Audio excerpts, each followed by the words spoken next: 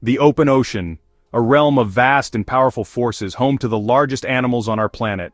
Far from land and thousands of meters deep, its limitless blue punctuated by bursts of frenzied action. But at night, the open ocean changes. Billions of animals rise from the deep, strange new creatures, animals that thrive in impenetrable dark. This is the greatest migration on Earth. Now, one man plans to do what no one has done before. He will enter a strange and dangerous nighttime world and attempt to film this epic movement of animals by immersing himself in it as it happens. I've spent a huge part of my life filming the ocean's most dramatic moments. I've filmed great white sharks hunting, massive whale pods on their migrations. But for all its grandeur, the surface of the open ocean can be a vast blue desert. The real action, the engine that drives this entire ecosystem, happens in the dark, far below.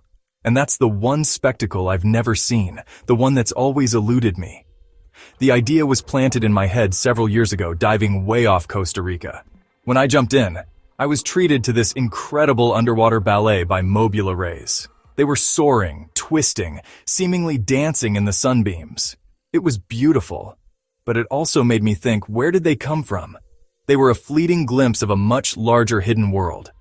So my mission is to go out into the heart of the open ocean at night, jump into that black water with a camera, and film the Deal vertical migration.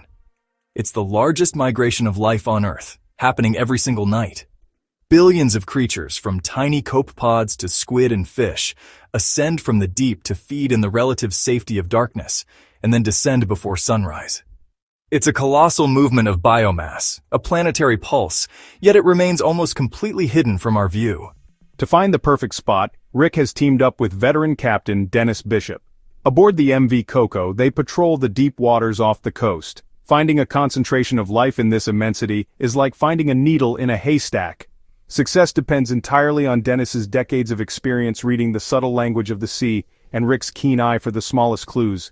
Out here, you have to look for connections. I'm scanning the horizon for birds swooping low over the water, because they're often hunting the same small fish that larger predators are pushing to the surface. I'm looking for a distant blow from a dolphin or a whale. These are air-breathing mammals, but they are masters of the deep. They are my guides to the world I want to see.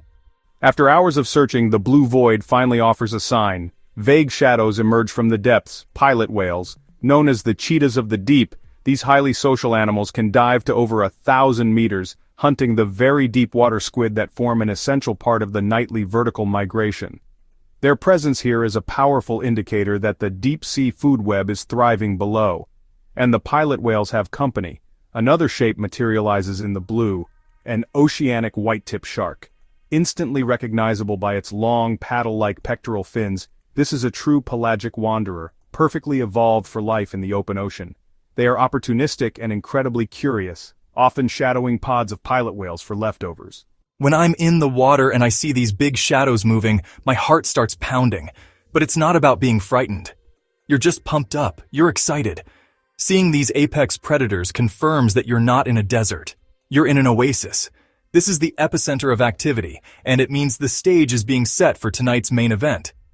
And then we get the confirmation we've been searching for. A red plume billows out from the pod of whales.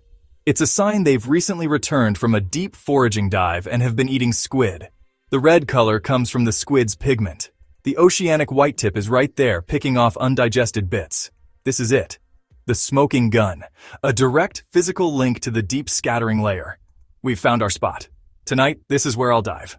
In the vast expanse of the open ocean, these convergence zones are oases in a desert.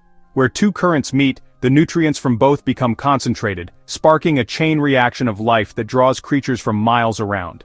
This rich planktonic soup provides a feast for a massive school of surface-dwelling anchovies. They are a crucial link in this ecosystem, converting microscopic life into a protein-packed meal. But in this oceanic buffet, being the main course means you're always on someone's menu. It's not long before their frantic energy attracts attention from below. A school of skipjack tuna, torpedo-like predators built for speed, arrives on the scene.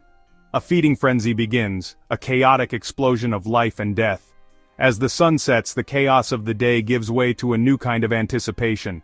Rick and Dennis are preparing for a different migration, the largest on Earth, where countless creatures journey from the deep towards the surface to feed under the cover of darkness. This is what Rick has come to film.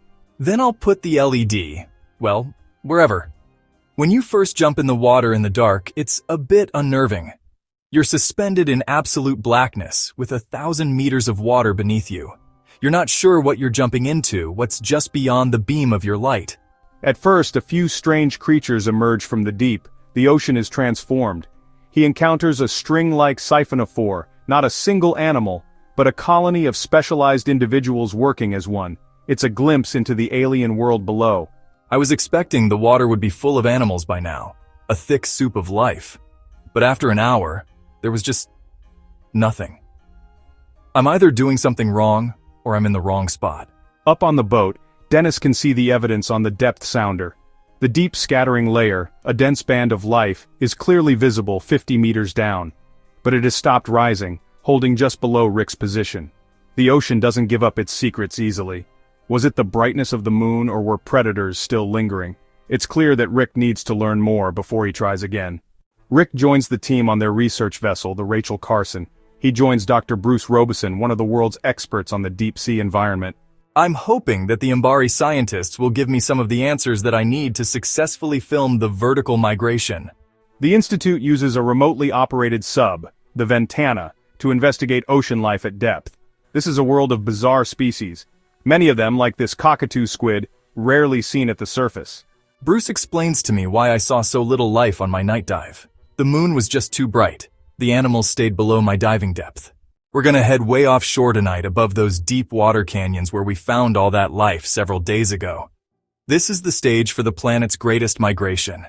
Every night, countless creatures rise from the abyss to feed in the surface waters. We're hoping to immerse ourselves right in the middle of that nightly drama. This time it's different. The water's full of tiny animals. It's like filming in a blizzard. The sheer density of zooplankton, a living soup of copepods and krill, is staggering. This is the foundation that draws the larger predators up from the depths, a buffet that's impossible to resist. A manta ray, a 5-meter giant feasting on the snow of microscopic creatures. This oceanic manta glides effortlessly through the planktonic haze, its cavernous mouth sieving the water for food. To see one here in the dead of night is a rare privilege, a silent ballet in the ocean's heart. Lanternfish. They're the most plentiful fish in the deep ocean, and well adapted to life in the dark. Their bodies are studded with light-producing organs called photophores.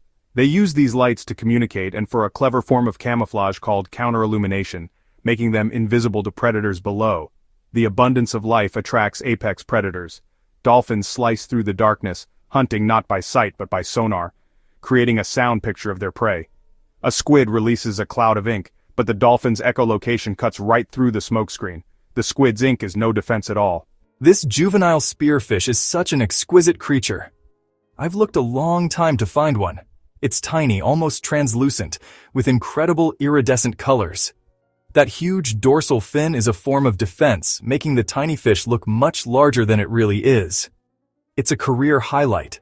Rick is surrounded by animals, a living layer so dense that mariners have often mistaken it for the sea floor. This is the deep scattering layer, a living blanket of biomass that forms the largest migration on Earth, a vertical tide of life rising and falling with the sun. As night ends, the migration reverses. The deep-sea creatures sink back into the dark. The signal to retreat is the fading light. To be caught in the sunlit upper layers means certain death from daytime predators. The entire community begins its silent descent into the abyss. A new dawn lights a vast and silent sea. The chaos of the night has vanished. For those like Rick who venture into the darkness, the ocean reveals a world more wondrous than we can imagine. For Rick, there will always be new animals to film, always new encounters with the deep.